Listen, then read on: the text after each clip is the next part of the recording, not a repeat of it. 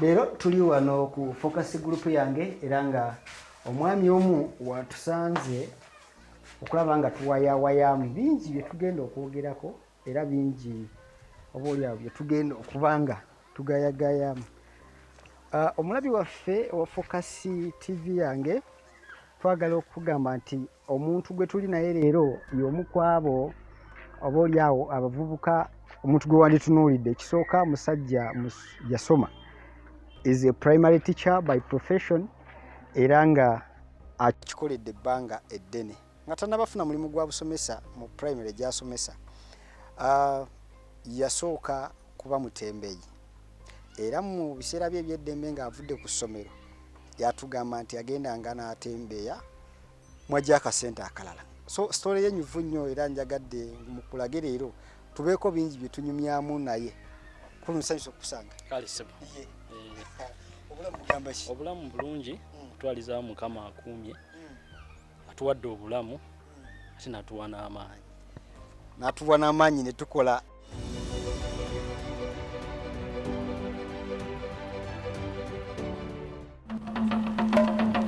Gwanga mujje, gwanga mujje. Eno nsonga yakwekulakulanya n'olwekyo kankwanjulire aba Focus Group yange nga bano bazze okuwonya ennaku ku mukolo gwo anti baakuguka mu kukwata vidiyo n'okuba ebifaananyi eby'enjawulo, okutimba, bakola keeki wamu ne juice omuwoomu. Gw'omuvubuka jangu obangulwe bakusomesa bino bye bakola nga kuno bagattako okuyigiriza kompyuta, okukola daddies ne crisps, okufumba emigaati, okuwandika ku ngoye sako n'ebirala bingi. Jangu oyige nga bw'okola. Ekyankwanzi basange mu Ttuba okumpi ne Town Council ate e Kampala ku Jesco Plaza. Ebisingawo bakubire ku ssimu zaabwe 0757 133 162 oba 0789 020 806. Gwali ku Facebook ne Instagram kebera Focus Group yange ate ku YouTube beba Focus TV yange. Focus Group yange,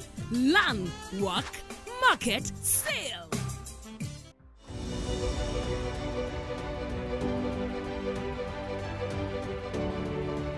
Nyongera okujjukiza nti bagala baffe aba Focus Group aba Focus TV bali naawe mu mbeera eno naddala ya COVID-19 nsaawa zino twateereddwamuko katono era tukugamba nti tuleetera omwana wo tubeeko bye tumuyigiriza ayige naffe era akole naffe. So omukulu Yosia tukwaniriza wano ku Focus Group in fact tusanze mu maka gaffe era nga kizzaamu amaanyi bwe wangamba nti programu zaffe eza muvubuka kola ozo zigobera ku Focus TV era zirina bye zikwongedde okuzimba.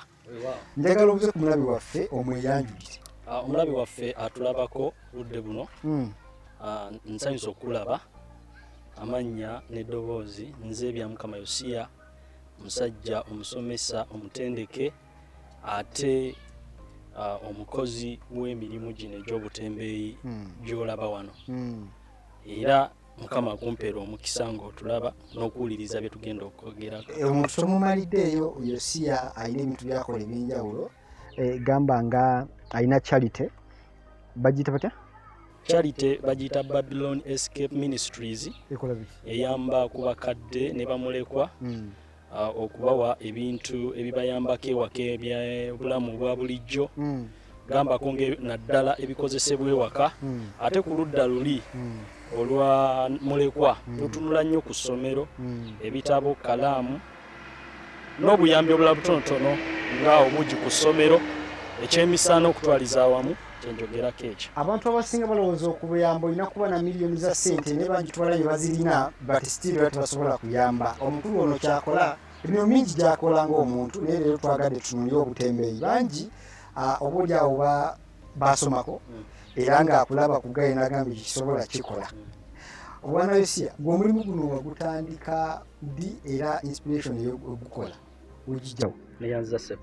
Omulimu guno nagutandika mu mwaka ogwa 2007 nga nakava Emityana nga nzize okukola obusomesa eno mu kiboga nga tebannaba kugikutulako Kyankwanzi. Naye bwe natuuka nasangayo mukulu wange bamuyita David ali ku luguudo olwokubiri nampa amagezi nangamba nti obusomesa okunyumira wandibadde okola ne ku butembeeyi ng'ebintu bino byonna byolaba wano abirina era abisuubuza. Weewaawo bwe yampa amagezi waliwo ebintu bingi nnyo ebyali byetaagisa obudde okutandika. Yes. Nga mu byo mwetaagamu gye bayita capital, essente, wetaaga entambula n'entambula. Inayo ebisolo byange mu kyalo eyo, ebisolo era ebyetandikirwako ng'embuzi, embizi, n'entunda kokko, n'engula akagaali, n'entandika n'ensimbi entonotono. Ogula kagaali n'ogamba kati kantandike kwako. N'entandika okuvuga. Akagaali kano nakatandika tewagirako ku mutwe. Mbadde nerabiddemu. Nakolerako ko ku mutwe, naye omutwe gwe nali ngukolerako nagutandika ne plasitiki. Bino ne bijja ne biyingira mu plasitiki, ngendo biteeka ku minzaani nga ndaba ate bino bitambula nnyo okusinga plasitiki. Owawulira otya naddala gwe ng'omuntu asomyeko alina diploma namba mu busomesa, omukulu we ate akugamba ogira oyiyiza ku butembeeyi, wakiwulira otya nga gwe omuntu era? Mu kusookera ddala kyasooka ne kinkangamu ng'omuntu yenna bw'osobola, kyasooka ne kinkangamu, naye ne nfuna ekirowoozo nti obudde buno nga sinnafuna bwensomesa ngenda kubeerawo ntya, kuba neetaaga okulya, neetaaga okwambala, nga mu buli ngeri nnyina kukola mulimu ogwo osobola okufunamu akasente akasobola okutambuza obulamu nga bugenda mu maaso. So embeera nekuwaliza n'ogamba kosalewo otandike. Mu kutandika wali oyagala akasente kakuyambako nga bw'onoonya omulimu. Bwe wafuna omulimu gw'obusomesa era walemeramu, kyama kikiwazula mu butembeeyi kikulemezezaamu era ne bw'oba ng'osomesa bw'onnyuka n'okola obutembeeyi? Kubanga omulimu si gwa kusasula nkya. Kye basiima kye bagula, sente mu ngalo. Yes. Nendaba nga naguli mulungi era nagwo ngukola bulungi, naye nga ndaba nti guno sente zijjirawo, so guli nyina okugumiikirizaamu ennaku 30 endyoka nfuna ku sente. Ennaku 30 omusala guleke gujja, ate ne bwe gujja waliwo ebyetaago ebibadde bikutomera mu nnaku zino 30. Yes. Kakati nagenda okulaba omusala gugenda okujja nga sirina banja ku dduuka, kuba eryo nalisasula ne sente ziri ez'obutembeeyi. Ebikozesebwa byonna ewaka nga byonna weebiri, ate mwana wattu nga ne mu nsawo nkyayinamu akasente, nendabira ddala omugaso gw'omulimu guno, ne mpulya nga nfunye amaanyi agagukola. Yes.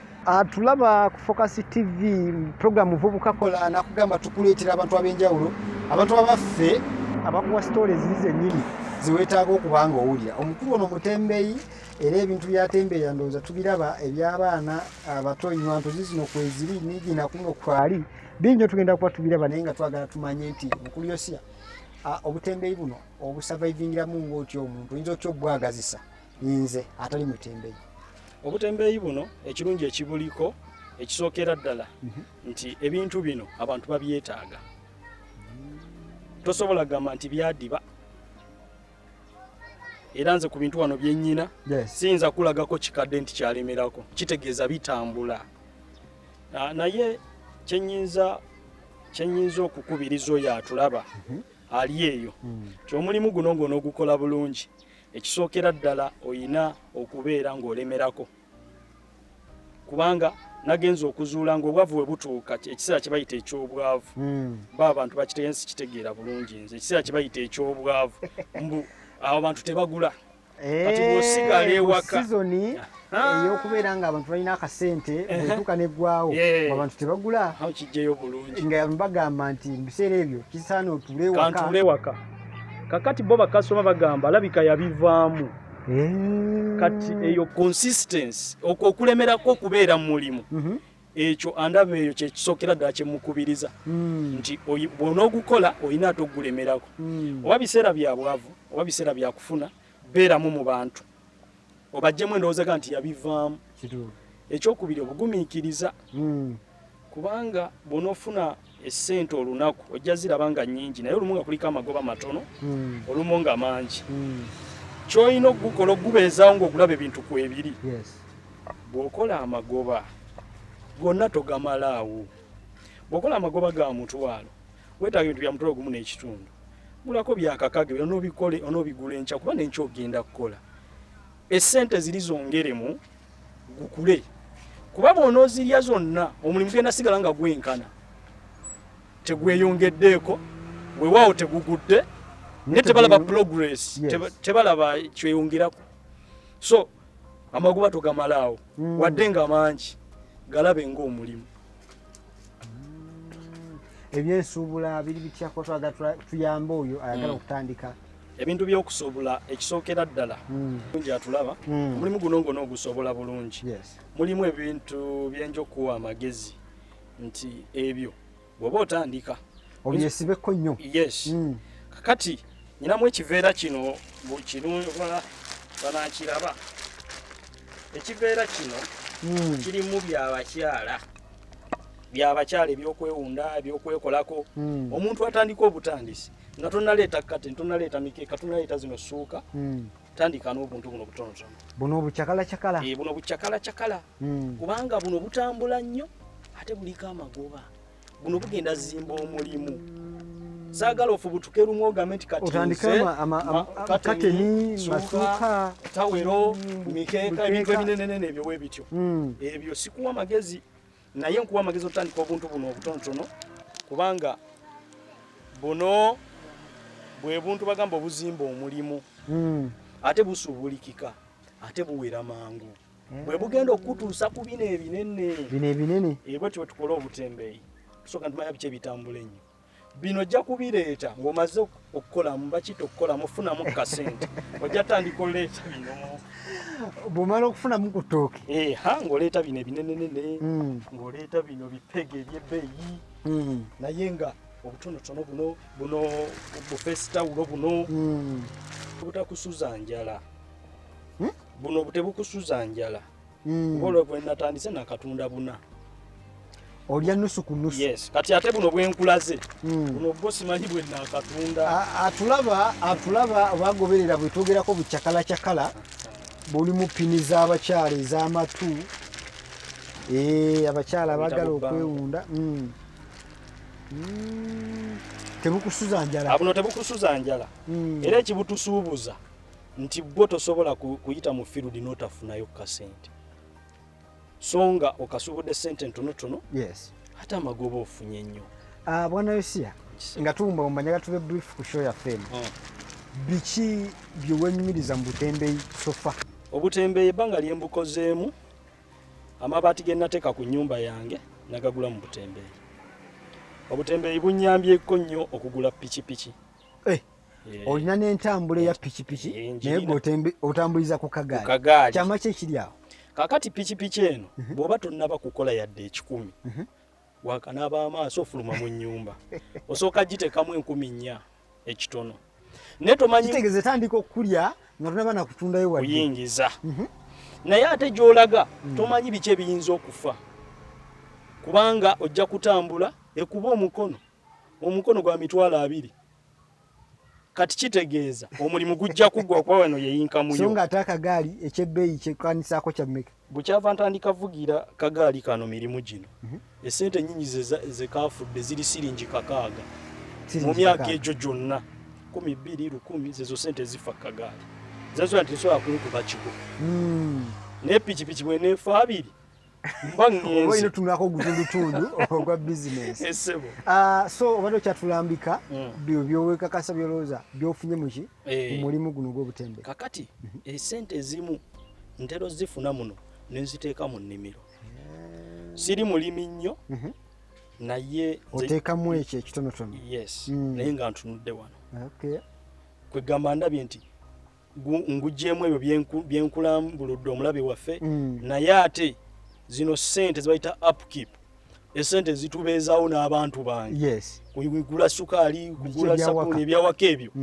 mbijja muno era mbifuna tolinda musaala era omusaala baguluddewo nze mpulira biwulire kuba nnyina wenzija 10 ekirabira omuvubuka yandyagadde okulaba nga otandika omulimu gw'obutembeeyi nakugambye nti teri mulimu mubi lwe luyimba lwa Bobi Wine lwe yayogera nti teriyo mulimu mubi gwe ogufuula omubi so omukulu Yosia ayongedde okulambululira nti ye newankubadde musomesa alina diploma namba naye amanyi nti bw'ova kusoma olinako ky'osobola okuyiiya oli eyo muli musomesa oli eyo oli musawo oli eyo oli looya oli eyo olina byokola ebyenjawulo naye ki ekirala kyokola nga tonalinda musaala omusajja akuzeemu ansa ebyo byosobola okubalanga olabirira omulimu guli gwokola ogukusasula omwezi ate nga olinayo n'ennyingiza endala esukka ku mwezi.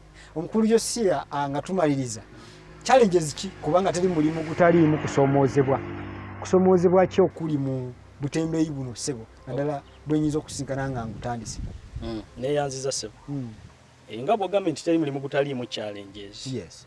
Buli mulimu gulimu challenges. Challenge esooka ebintu bino nga bw'obiraba kuba bagamba ekijja omanyi bw'ompisizaamuko ngendo kituuka ku nga nakiwulirako oba wakiŋŋamba. Kati omulimu guno challenge esooka bubbi omubbi yenna gwe bayita omubbi talabangako ku bizibu muntu oyo gwagenda okubba byasanga ne bw'oba olina loonizo ye tabimanyi yaga omusajja oyo yazifuna azirina. Omusajja oyo apanze bulungi eggaali erimu akadde kamu kabayagala ng'omusinkana mu kisenyi ng'asooka akukuba bw'aba akusobodde kuba yaba yakwetegekedde ng'akukuba ng'abitwala abisikako byasiseeko n'okutubbako ssente.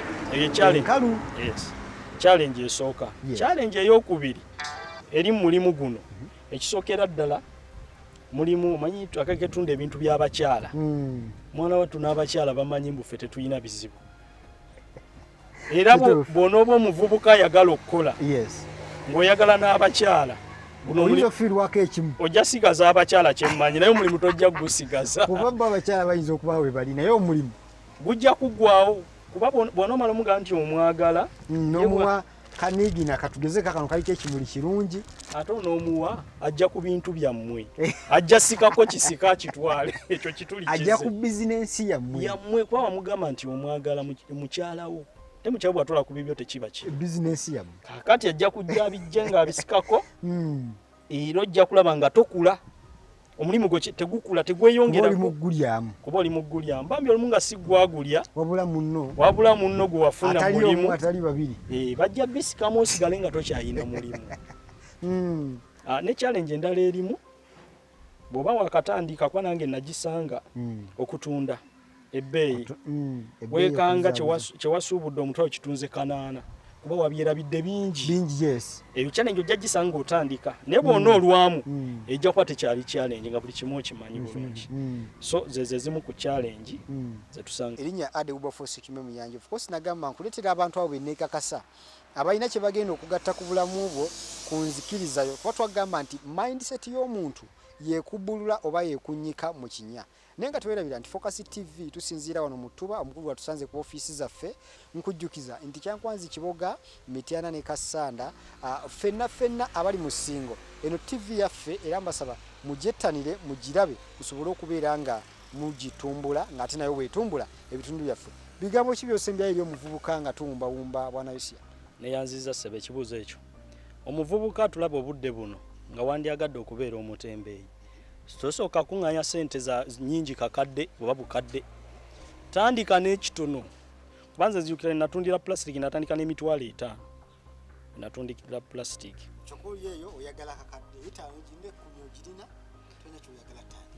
kati bw'onoobeerawo nga gwayagala akakadde taata otandike guno omwaka gujja kuggwako n'ogujja nga tokafunye naye sooka okwate egyo emitwalo 5 gy'olina egyo ogikwate otandika omulimu kubanga ssente bwe ziba ntono ozimanejinga osobola okulaba loosi weevudde osobola okulaba magoba g'okoze kubanga oli mupya ate ssente ntono ne bwe zinaaba ennyingi kijja kukutwalira ebiseera okumanya ofiiriddwawo okoze magoba ga ssente make naye ekitono ekyo nkusaba kyotandika nakyo era kijja kuyamba kijja vaamu ebinene kuba nange natandika na kitono nali mmanyi mbunza ate mmanyi nnyo ku bintu bino naye nakizuula nga simanyi ku bantu abazze nga bakola emirimu bendabye ku Focus TV yange nyina ebintu byenjize kati nga ekigambo kukwata ssente bulungi nakiyiga nti ssente olina gikwata bulungi kuba enkyeggwawo nakiyigira kuzimu ku pulogulaamu ezizza zitambula n'ekirala ekyotukubiriza okukola kuba bwe tuba tukola era n'anaatandika ajja kiraba tufuna ebigambo bingi tufuna abemulugunya bangi tumalamu amaanyi bangi naye buli gwe nalabye ku Focus TV yange agamba kola tandika n'ekitono ky'olina era waliwo omusajja omu yagamba nti bw'oba otambula ku kkubo n'osanga embwa nga ziboggola eneeboggola n'eneeboggola naye n'ogamba kankwata amayinja njikube mwana wattu kigenda kukalubira okutuuka gy'olaga embwa ezimu zireke ziboggole gwe genda mu maaso n'olugendo abantu abasinga abali mu twogerera baleke boogere kubaawo gwe mulimu gwabwe yes ate n'ababasasula tojja bamanya naye gwe baleke boogere gwe kola ekyo ky'ofunamu omutima gwo gwe kigambye okukola ekyo ky'oba okola ganda wange osigadde bw'onodda mu bandaba batya bw'onoddamu ebyo by'okugamba nti nno nyina okubaako n'ekyamaanyi kyenkola actually ky'olina okulowoozaako nti kiri kimu nti abantu abo benyini abakwogerera ate nkye bagenda okusaba obuyambi bye bagenda okudduka gy'oli obeeko byobataasa obadde ku Focus TV amanya ade ubafosik mu myanja of course Focus TV kwe tubadde muzikize tukoma wano tujja batukomawo n'omuntu omulala mu programu endala ez'enjawulo era muvubuka kola tuleetera abantu abo bennyini betulowooza nti balina kye bayinza okugattako mu bulamu bwo ng'omukulu Yosia bwaganyiddwa mu kugoberera Focus TV fona muzikize tukoma wano tube nga tuddamu maaso awo bye bye